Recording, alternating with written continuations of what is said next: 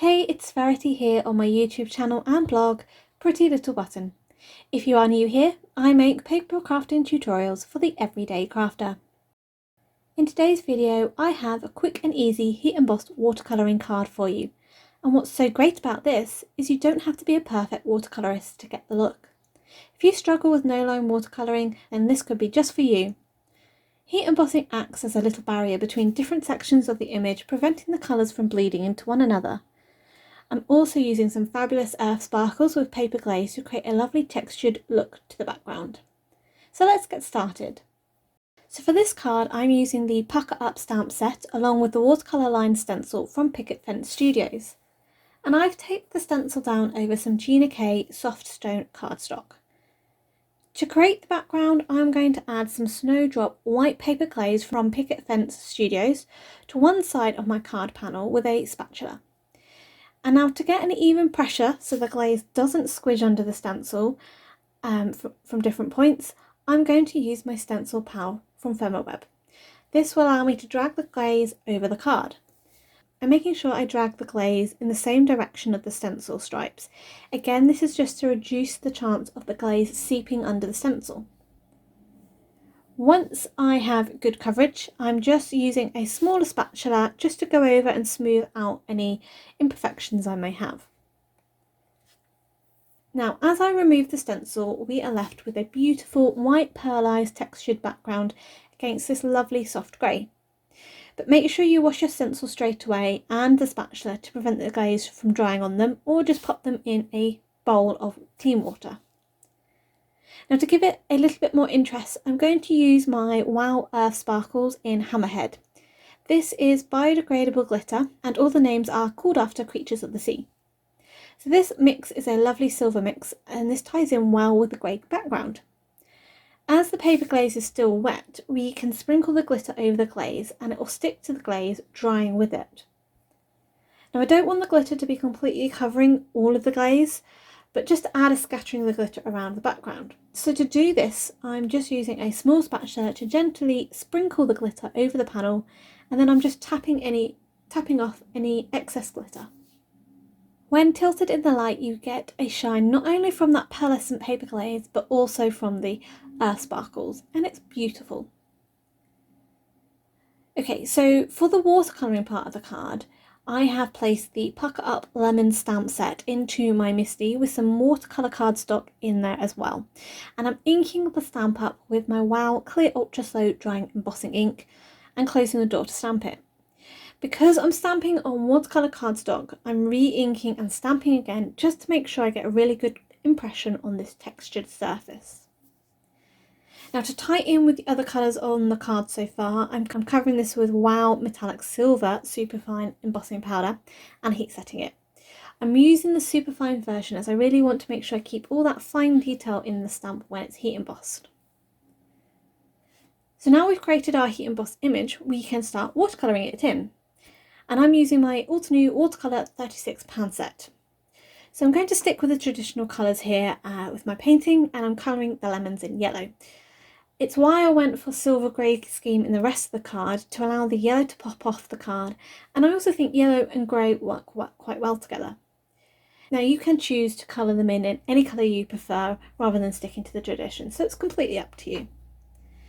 What's great about watercolouring in when you're using heat embossing is that the heat embossing resists the water. So even if you aren't the neatest when you paint, if you paint onto the lines, don't worry because the colour won't dry on the heat embossing. Also, the heat embossing creates wells within your image containing the water and colour to an extent. I mean, if you do completely flood it with water, it could overspill and then it will mix. I'm going to turn some music on whilst I continue colouring the image in, but if you want to skip ahead to where I assemble the card, just skip to 8.5 minutes.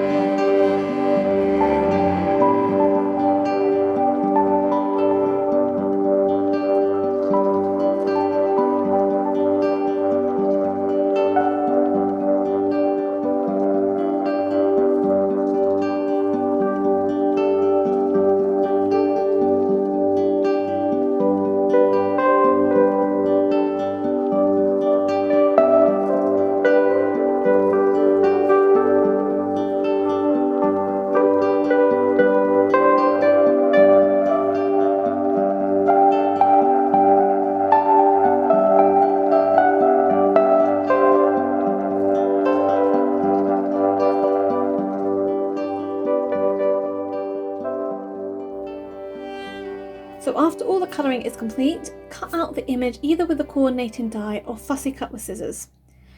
Once the panel was dry, I've foam mounted it onto a card base made out of Gina K slate cardstock, and I trimmed the panel down to 5¼ inches by 4 inches.